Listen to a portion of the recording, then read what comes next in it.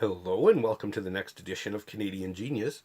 So I just finished recording Control and Expectation and thought I would try and get in one more video before my son wakes up. And I thought I would talk about money. Now, money is a very big topic, not in that it takes a lot to explain, but because of all of the issues and anxieties and junk that surrounds it. So I thought to start with, I would talk about my experience with money, my history with it. As I'm sure a couple of you have probably picked up, one of the other videos I talked about money a little bit, and it showed that I have a big bias towards it. And unfortunately for me, a lot of that was stuff that I grew up with. My father was very bad with money. He was very controlling. And a perfect example would be allowance. He wouldn't give an allowance because it was what it was meant to be, just a way to learn how to use money. He would give an allowance as payment for going to school, payment for doing your chores. And as one of the things I want to for parents to understand currently is most of the child psychologists and experts out there will tell you that when it comes to kids, there are two things you never mess with: money and food. And what that means is neither should ever be used as a reward or a punishment because they're too vital. Money because it's the cornerstone that everything revolves around, and food because it's essential for life. And if you look at a lot of people with eating disorders, almost every one of them can track it back to food being used as a reward or a punishment. So that's why you don't use food. That unfortunately does mean that if your kid doesn't eat dinner, that has no bearing on whether they eat dessert.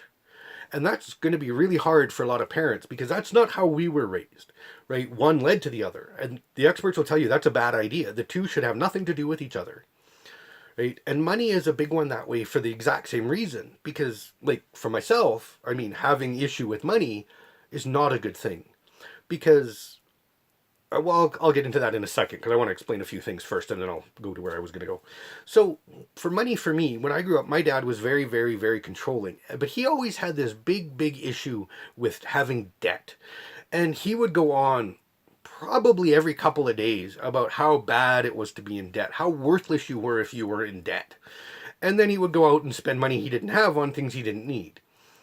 And like he would go out and buy a new vehicle. He had a perfectly good vehicle. There's nothing wrong with it. He just wanted a new one or a newer one, right?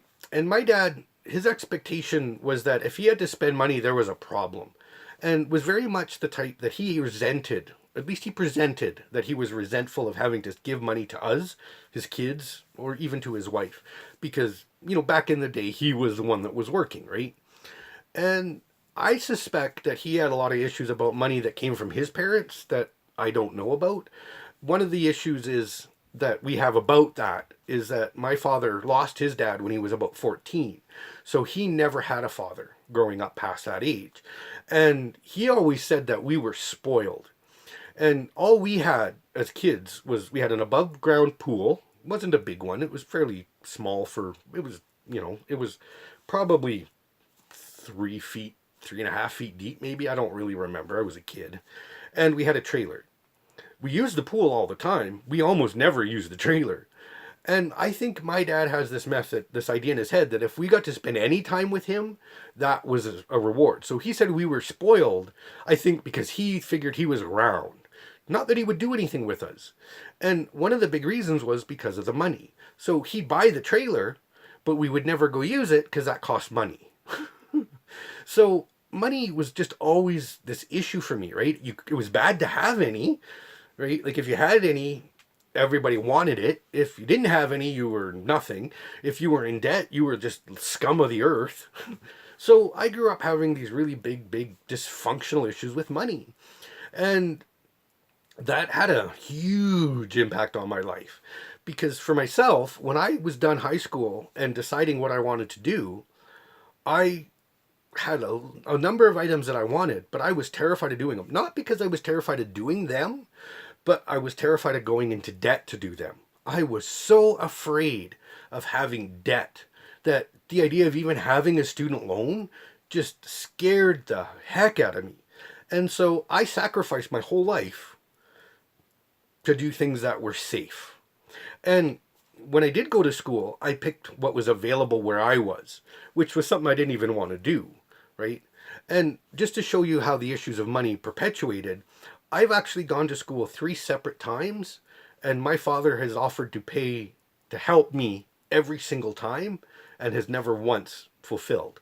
So even like more currently, even when I was in my 20s, those issues with money were still perpetuated because they never changed, right? It was always just the same things. Like money was a hassle. It was bad to be in debt. You couldn't rely on anybody else. And like I said, I sold out my life because I didn't have that option of doing so. Now, what's interesting is you look at other people, and the issue is kind of the polar opposite, that they'll sell their soul for money. And both are because of like the fact that they're the extremes of both ends, right? That they're detrimental. I lost out because I was afraid of money. Other people are losing out because they're sacrificing their lives and the lives of other people to gain money. And a perfect example of that is our housing market. Because right now, our housing market is just ridiculously expensive. And not because it needs to be, but because people are greedy, right? And that's the entirety of it. It's not that people are doing what other people are doing, it's that they're greedy. I had a friend that was living in a house, and the lady had rented out rooms to each person. So just a room in a house and a section of a fridge, and she was charging like $700 a month and had 7 different people in there. So you do the math, she was basically making about $5,000 a month on a house. And nobody even thought twice about it, right? My friend didn't even include to him that that was an issue. And that's greed, right? She could have easily rented that entire house. Like if you go and rent an entire house, 1,500 to 2,000 is about the average. But why is that greedy? Well, because on the other side, we have all these people that are buying these houses specifically to rent them. So that it creates this market that housing prices are so high, most people can't afford them. If you look at the financial crisis that came out of the US, that's exactly what happened. Is all these people were trying to own houses because that's our identity in North America, is that you have a home, you have a vehicle, you have your 2.3 kids, a dog, like you're nothing without if you don't own a home. Like that's kind of the mentality, right? And because homes have become big business, they've become market items. They're not normal anymore. They're not just like homes have not been a place to live since our parents were kids, right? Because that's exactly what's happened. So housing prices have gone way up. I actually had the opportunity to work with a friend of mine just for a short period of time to build a house. And the amazing thing is, like it was a small house, it wasn't a big house, but you can actually build a house start to finish in a week. No problem. What you're waiting on is inspections, deliveries, and crew. Because quite often, most people have like a whole bunch of projects at a time, right? So then you've got all the different contractors. This one comes and builds, lays the foundation. This one comes and builds the infrastructure. This one comes and lays the electrical. This one comes and does the plumbing. So you're always waiting on them. You're always waiting on inspections. That's why houses take months to build. They can be done and finished and complete in a week, but they aren't. And the other reason is because it's in their vested interest to make you think it's complicated. Because they're taking a product that probably, I think if you look at a small house, you could probably build it, all the materials for 100,000, maybe even a lot less, depending on what you're using. But I think you could build probably an entire house for $100,000. So why then are they selling it for $400,000? Well, one is because you have all the contractors and all the inspectors and all that costs money. But the other is greed, is because they can. Right? And with the housing crunch in the US, what happened is they basically told people that couldn't afford houses that they should get houses too. And when they did, and inevitably couldn't pay for them, the housing market collapsed. So that's kind of one of the problems with money, is that everything becomes a commodity. I really do think there should be legislation that, like, you should have to have a license to rent. It should be a massive fine. Like, if you rent the same property 3 times without a license, like, you should have that property confiscated, kind of important. Because not only is it affecting levels of greed, it's also destroying our economy. Because housing prices and economy have gone together, which is why you always see everybody talking about the two, right? That's why housing prices in the news constantly. It's not just because of the US collapse. It was that way before too. Housing prices is sort of a determinant of our success, of our economy. And when housing prices get to the point that people can't afford them, they have to leave. And that's not good for an economy, right? So all the money goes out. And a lot of the people buying these houses aren't putting the money back locally, right? So we have investors from other countries that are buying houses, right? So in Canada, we have people from the US buying houses, people from the UK, people from Mexico, people, and then taking the money out of our country. And they're legal, it's allowed, but that hurts our economy. And then they rent them for ridiculous amounts of money. So now not only are we losing money in our economy, we're losing huge amounts of money, all because of greed, because of money.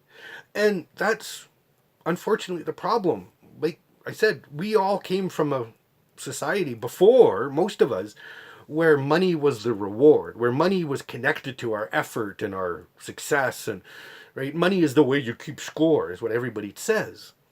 And as long as we're keeping score that way, we are always going to lose. But we can't not have money because our world revolves around it. So what can we do? Well, first we have to understand a couple other things about money. They say money can't buy happiness. And the research actually says that's not entirely true. It's mostly true, but not entirely. The research says that money can buy you happiness when you have this middle amount, right? When you have not too much and not too little. So again, in balance, in harmony. When you have that amount of money, it means you have money in the bank, you are safe if you lose your job, and you have all the basic things you want, right? Doesn't mean you have everything you want, but you have all the basic things you want. Too little means you don't have that, and too much means now you have more than what you need. And the more you have, right? So the more you have of what you need to what you have, the more you tend to feel like other people are trying to take it away. And that's important because that's why greed exists, I think, is because people are thinking other people are trying to take it away. And that's why I thought it was a good one after expectation, because that's an expectation, right? That people are trying to steal it from you. And we're not prepared to accept the reality that we're not worried about them stealing it from us. We're worried about them discovering we're stealing it from them. Because like I said, this lady that was renting out her house for $5,000, people are going to say, well, that's good for her. Well, huge component of that was illegal. She was doing it under the table. She didn't have, like, she would walk in whenever she wanted. She was not following any of the landlord-tenant rules at all, right? So, I mean, there was invasions of privacy. There was, like, just everything that she could do illegally, she did pretty much. And she got away with it because nobody reported it. And that's the society we live in, right? And so what a surprise, we have all these people trying to rent houses that have no understanding of what it means to be a landlord and that are just gouging people left and right, right? People that'll have, I don't mind somebody asking to pay a decent amount for a decent place. I got no issue with that. But to say a place is worth double what it's worth or double what your mortgage payment is worth just because you can, again, I think that's not acceptable. But as long as we live in this world where everybody says money and the acquisition of it is acceptable, as I said, I'm pretty sure I said in one of the other videos, talking about some of the other financial issues that have come out, especially from the States, it is actually illegal for a publicly traded company not to make profit. There are actually laws on the books that make that a punishable offense. And that's why, if you look back in history, companies like Exxon and stuff got into such massive trouble, is because they're legally required to make profit. So they did, by manipulating the books and fudging the numbers and ripping people off, because that was the only way they were going to work, right? So that's a big component of it too. And so that perpetuation comes back into place, right? That element of control, that we see all these people who we look up to and we think of as the sort of standard bearers doing it, right? Exxon, this massive company that had huge wicked respect until it started having oil spills, was one of the leaders, and we look up to those people, and we want to be like their CEOs and their top executives, and be rich and be famous and all this stuff. Well, like I just said a second ago, having more money than we need causes a lot of anxiety. So we want it, but we don't understand the price for it. And when people then get it, they get into trouble. So greed is kind of a self-perpetuating illusion, right? That when we have it, we don't want it. When we want it, we don't have it. And it's other people's fault all around, right? Because when you have money, it's not about you, it's about them trying to take it from you, right? And if you look at it, we look at like the top 1%. They're not the top 1% because they earned it, right? If you look at every one of those people, they're people whose history comes from abuse, slavery, manipulation, attack, horrid business practice, right? There are some, like, it's just, if you go back and look at their history, they come from the worst part of humanity. But because they were able to take advantage of people, because they were able to use that against people, they grew. Another example, looking at Coke and Pepsi, because I talked about them before, there's a reason those are two of the most powerful companies on the planet. And it's exactly greed. It doesn't matter how you look at it, it is greed. Because they take a product that costs this much to make, ship, manufacture, and sell it for this much. A bottle of pop, they're probably paying pennies for. And they're selling for dollars. Right? They make nothing but money. It's like sugar and a bunch of chemicals and flavorings, and that's it. And most of them have local distribution, so they don't even have big shipping. Right? But their product is in such demand they can get away with that. So they make nothing but money. If you look at what they own, eventually they're probably going to own everything. They're going to be the mega corporations of the future next to Big Pharma, because they're selling nothing for a huge profit. And that's greed. And we have no provision to say greed is unacceptable, right? You don't need a license to rent. You don't need a license to rip people off. You can sell your product for whatever price you want. We do have rules about, like, when there becomes trouble and you go and try and jack up the price, like if there's a natural disaster or whatever. It's called profiteering. But when you take a box of water bottles that say cost you $2, and next thing you know you're selling it for $100 because the person's desperate.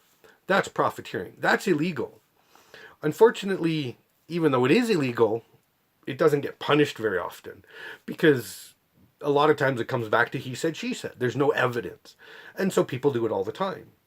And so we have no laws that protect people against greed. We have no laws that defend against it. And then, what a surprise, our country, like, not even just like Canada and the US, like every country is suffering from this stuff. And it all comes back to the same thing, is that because people are trying to take advantage of other people. That's what greed is, right? Nobody's greedy in and of themselves. They're greedy when they deal with other people. And as long as we have that competitive idea that I'm better than you and I get to take advantage of you and you get to do whatever I say, that's going to be a problem. But as I talked about before in one of the other videos, looking at the Bonobo Monkey Society, right, that hierarchical structure, that's the reason for it, is that to get to be the guy at the top, you have to buy your way in. You don't earn your way in, you buy your way in. Because you can't. Even if you look back not too long ago, and even today to some point, when you go to, like, England, you can actually buy your titles. If you look at the history of all the lords and ladies, like all those, like the earls and the dukes and the barons and all this stuff, if you look at their history, very few are actually related to the queen or king. There are a bunch that are, but a lot of others, especially a lot of the lower ones, bought their titles. And was done hundreds of years back in the family line, but they bought them. And you can actually do that today. You can go and buy a life title. And the difference in that, it means a life title means when you die, your title dies. A hereditary title means when you die, it goes to your children. So that's a big difference, because you get to keep one, you don't get to keep the other. But that still happens. You buy your way in, right? The guy that becomes CEO of a Fortune 500 company got there because of the money they have. right? You didn't, like, if you look at these guys, they don't come in broke and then make money. They have money and then they make more money because they earned money on their way up to that level, right? And there's whole industries that are focused on this. And housing is a big one because it's the one that affects us every single day, right? How much we pay in rent, how much our mortgage payments are all directly connected to all of that greed. You know, how much you pay in the hospital, how much your medications are costing, how much your clothes cost are all elements of greed. And in clothing, it's the reverse, right? People are going to China and using sweatshops to mass produce these crap cheap clothing that they can sell for next to nothing and make a ridiculous profit. Instead of having the clothes manufactured normally, sell them at a reasonable price and make a normal profit. And yes, my shirt probably would go from $20 to $25, but really, at the end of the day, would that hurt me? Well, in our current world, absolutely. Because everybody else is trying to pick our pockets and steal our money. So, even though I do indeed have a bias about money, I think it's an important thing to look at. Like, my bias is a useful thing because it allowed me to look at money in a different way. And so, money is a hard thing because you have to get into that balance point, right? It can't be a burden to have it. It can't be a tool that you have to have. It has to be middle ground, right? It just has to be a tool for living, right? Just more balanced. And to do that, we just have to get people to realize that one is that if we come together as people, like I said, keep saying about the Tower of Babel, if we come together as people, we can accomplish anything. It means all of the troubles of the world could exist just by getting rid of greed, or even just lessening it to a degree, to set laws that state that this is the way it is. I think a perfect way for that, a methodology for that, would be to actually set a profit margin legislation that states kind of like what you can effectively charge for things, and include rent, that your rent must be a proportion of the actual house value year to year kind of thing, right? So if your house value is $100,000, you could only charge this much in rent. If your house value is $400,000, you could charge a month in rent as the maximum. You could charge less, but never more. And even in that regard, I don't know if it's different in the States, but in Canada, there's no legislation that dictates how much you can increase rent. It says how often you can do it, but I could go from a rent of $500 to $5,000. And there's no law against it in Canada. So there's a lot of stuff, but why? Well, I don't know if I've said it a bunch of times. I know it's going to come up a bunch of times in other videos if I haven't. Is that our lawmakers are never going to set a law that affects them. And those are people that typically come from money. And those are people that typically are going to own land because that's what everybody was taught, right? Land always appreciates. It always goes up in money. Land is never a bad value. And so they're never going to pass a law that states they're not allowed to charge rent. They're never going to pass a law that says they're not allowed to sell a house for this amount of money. They're not going to do all this stuff because that affects them. And so it's all kind of the same thing, right? It's all about us losing track of humanity. And so money has cost us our humanity. It's the tool that, yes, keeps score of the opposite, of how little humanity we have. It's adverse proportionate. The more money you have, the less humanity you have. Because if you look at the history, that's exactly what happens. People that have the highest amounts of money do not care one little tiny bit about the other little people. And that's where the term comes from, little people. There's a show called Undercover Boss. And it's a perfect example of that because every single episode, every single CEO or top executive that they used in a week realized openly and completely that they did not have a single clue how the little people operated, how all of the employees did their jobs. Not one. And most of them, when they were given the opportunity to kind of do those jobs, those people wouldn't have even hired them to do the job. So they not only have no understanding of what it is to have those jobs, they're incompetent to be able to even do them. So it shows that they live in this just glass bubble world that everything is separate. And one that stuck out for me, I think it was the CEO of Mack Truck, the big tractor trailer company, and it was a family run company. So he inherited the role, and he cared huge about his company. Like, I don't doubt that for a second. I'm not going to doubt this guy's passion. It was there. He cared about the little people, but he was disconnected from them. And that's often the case. And so he actually, on air, he actually cried because he enacted a couple policies that hurt the people. And that devastated him because of how much he cared. Well, why? Because he lives in that glass bubble world separate from the rest. So if you have humanity, you want to go and interact with people. If you don't, you want to be separate from them. So if you have money, you want them not to come near you because they're going to try and steal from you. So it takes this toll that you no longer want to interconnect with other people. And when you do that, you have no idea what they're thinking, what they're going through, what's happening with them. And it's because of money, pure and simple, right? So if, in that regard, with Undercover Boss, if a single one of those CEOs had gone to the people and said, we're looking at creating some changes, we need a couple of people to kind of come and help discuss the issue and make sure what we're doing is on point, none of that would have happened. And every change they made would have been for the better because the people it affects had a say. Sounds very simple, doesn't it? It sounds very straightforward. Why don't they do it?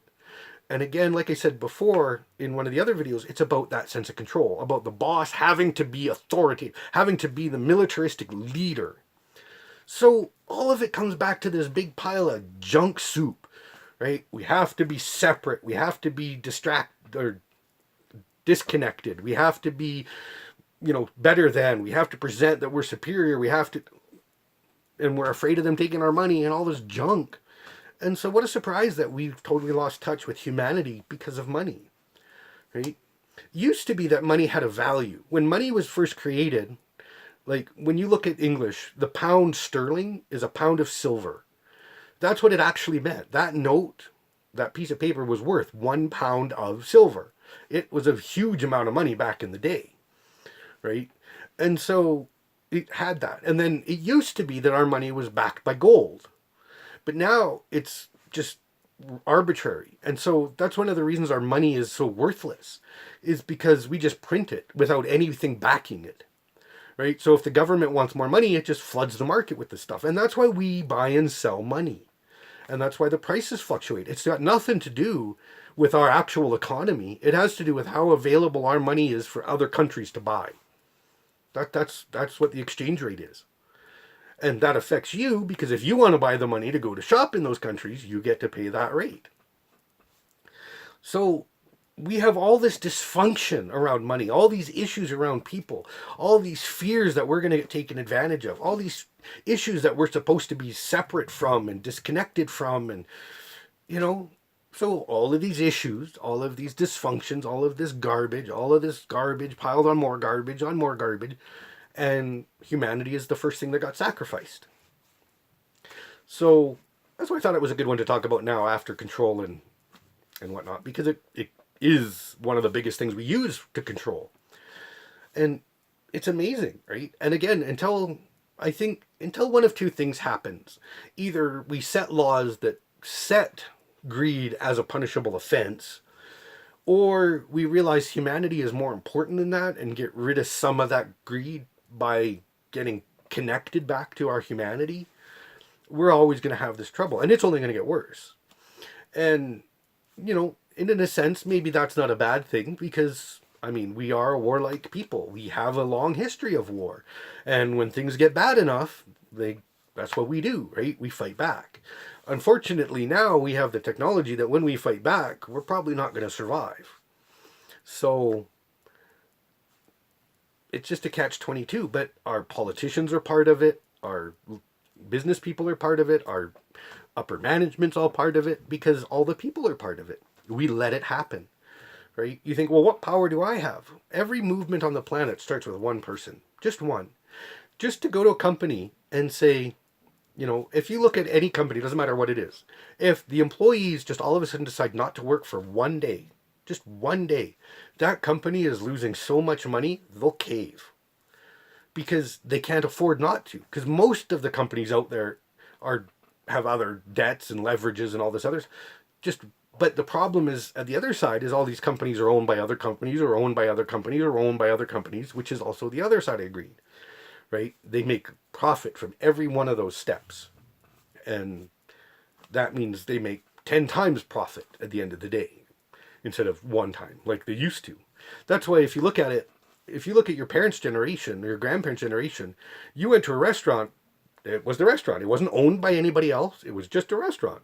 Even if it was a franchise, right? It was just, that was it. It was self-contained. Now they're owned by other companies who are owned by other companies who are owned by other companies. And all have to make profit. And so all the way down, those profits have to be reflected in prices. And again, it's just greed. It's just everybody trying to get more money out of you, the consumer, because they don't pay any of that, right? They got money, right? They own the companies. They don't have to really pay for any of that. It costs them nothing, but you do. And so that's why the middle class is becoming the poor and the upper class are all becoming rich and there's nobody in the middle anymore.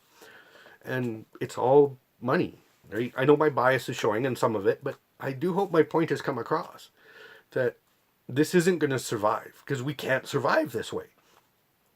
You know, it's going to get to a point that we're going to either be a society, like truly a separate society, where you have the haves and the have-nots, literally, like living in dome cities or something to keep them completely separate, which is going to lead to trouble, or we're going to figure this out and fix it, because those are the only two outcomes, right? The third option is the whole system collapses, which I think would again just lead to the first option, because there's, even if the system collapses, people are still going to have power and money because they have gold or silver or jewels or food, you know, whatever commodity of people we're after. So, but it's all greed. It's all money. The two do go together. People aren't kidding when they say the root of all evil is money. That's true, but not because of money, right? Money is just a tool we use. Money is just the hammer. It's us that are wielding that hammer that have made it that way, and we can change that. So, you know, it's not as an impossible task as people think. It just takes one person to stand up, and then one more person to stand up, and one more person to stand up, and one more person to stand up. Next thing you know, 1 million people have stand up. Next thing you know, 10 million people have stood up. Right? It just takes somebody to start it. And there are people that are trying, and, you know, they're just not trying. They're just dealing with an uphill battle, and they're on their own. You know, if we want to help, we have to help them too, because change doesn't happen by sitting back, right? And that's the other side too. We don't want to be accountable. We don't want to be seen. We want our anonymity. So everything happens because we allowed it to happen, because we didn't want to be counted. We didn't want to be noticed. Well, it's ours to blame just as much as it is theirs. So it's ours to fix just as much as it is theirs. And we outnumber them about 100,000 to 1 or something. They call it the 1%, but it's not 100 to 1. It's way more than that. There's way more poor people than there are rich people. It's just, you know, the 0.00001% just doesn't have the same ring as the 1%. So anyway, I hope that works for you. I hope you learned something. Again, if you found the video of interest and of value, please share it with other people. And I will talk to you next time. Thank you very much.